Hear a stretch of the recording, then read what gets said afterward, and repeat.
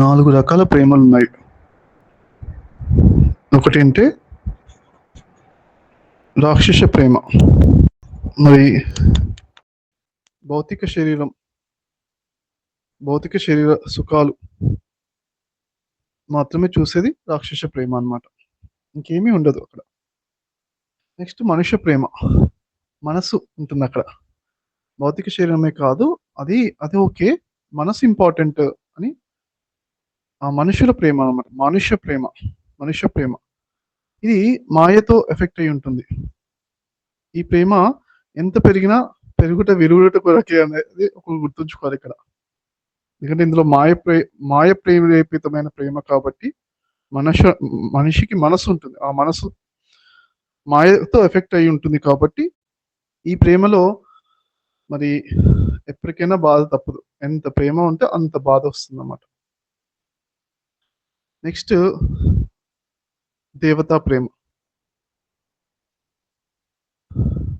అయితే మరి రాక్షస ప్రేమలో భౌతిక శరీరం పక్కనే ఉండి భౌతిక శరీరంతో టచ్ చేయడము, ఆ భౌతిక సుఖాలలో మాత్రమే ఉంటుంది. మనుష్య ప్రేమతో మాట్లాడాలి అని ఉంటుంది. ఫోన్లో మాట్లాడడము, చూడాలను, దగ్గరలోనే ఒకసారి కలవాలను, వాళ్ళ దగ్గర ఉన్నంతసేపే హ్యాపీనెస్, దూరం ఉంటే కోల్పోతుంటారు.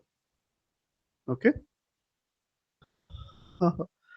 హ్యాపీనెస్ ఎంతైతే పెంచుకుంటారో అది వెంటనే అక్కడి నుంచి దగ్గర నుంచి వెళ్ళిపోయేటప్పుడు బాయ్ చెప్పేటప్పుడు అంతే. బాయ్ చెప్పేసి వెళ్ళిపోగానే అంతే. దూరం వెళ్ళిపోగానే అంతే. అక్కడి నుంచి బాధ స్టార్ట్ అనమాట. ఎంతైతే పొందుతారో ప్రేమను, ఎంతైతే శక్తి పెరుగుతుందో అక్కడి నుంచి అంతే తగ్గుతుంది. అంతకన్నా ఎక్కువ కూడా తగ్గే అవకాశం ఉంటుంది. అందుకే మనిషి ప్రేమలో పడిపోవడం అంటారు అన్నమాట ఇక్కడ. ఓకే, అది పడిపోవడం, పెరగడం, పడిపోవడం ఉంటుంది. Up and down. నెక్స్ట్ వచ్చేసి దివ్య ప్రేమ, లేకపోతే దేవతా ప్రేమ అంటాం అన్నమాట. మూడోది మరి ఇక్కడ ఏంటంటే స్వేచ్ఛ ఉంటుందన్నమాట. మరి స్వేచ్ఛ ఉంటుంది. ఎక్కడున్నా ప్రేమిస్తారు. ఉంటే చాలు ప్రేమిస్తారు అన్నమాట. ఓకే, బతికుంటే చాలు ప్రేమిస్తారు. చనిపోయినాకనే ఉన్నారు, ఎక్కడో చోట ఉన్నారని ఆ ప్రేమ అనేది ఇక్కడ ట్రూలో ఉంటుంది అన్నమాట. ఓకే, ఎప్పుడు ట్రూలో ఉంటుంది కానీ కంటిన్యూస్ ఎనర్జీ పెరుగుతూనే ఉంటుంది. ఇక్కడ ప్రేమని ఇస్తూనే ఉంటారు కంటిన్యూస్ గా. ఇది దేవతా ప్రేమ, దివ్య ప్రేమ. నెక్స్ట్ అంటే మరి ఏకత్వ ప్రేమ, భగవంతుడి ప్రేమ అన్నమాట. అంతటా ఉన్నది భగవంతుడి ప్రేమ. విశ్వమంతటిని ప్రేమించడం. దీన్నే అన్కండిషనల్ లవ్, ట్రూ లవ్ అని, యూనివర్సల్ లవ్ అని అంటుంటారు. విశ్వ ప్రేమ కంప్లీట్ గా ఎప్పుడు దీని లోపల స్వీయ ప్రేమ ఉంటుంది. మన శరీరాన్ని, కంప్లీట్ గా శరీరాన్ని, మన మనసును, మన చేష్టలను, మన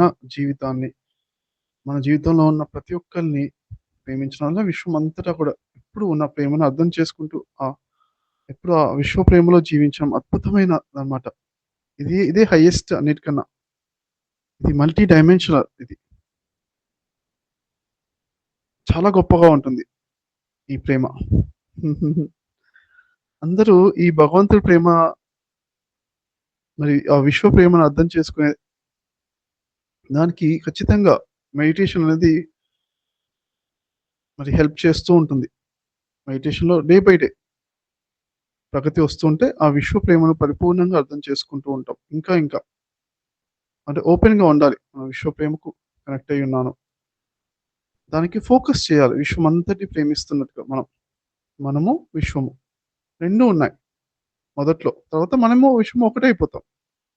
ఒకటైనాకని అందులోపల కూడా స్వీయ ప్రేమ, ఒకటిలో ఏకత్వంలో ప్రేమ ఉందన్నమాట. ఆ ప్రేమను అద్భుతమైన ప్రగాఢమైన ప్రేమ ఉంటుంది అంతటా కూడా. మనమే ప్రేమ అవుతామంట అక్కడ. సో ఎప్పుడైనా ఈ హైయెస్ట్ అల్టిమేట్ ప్రేమను అర్థం చేసుకోవడానికి మరి ఎప్పుడు మనం ఓపెన్గా ఉండాలి.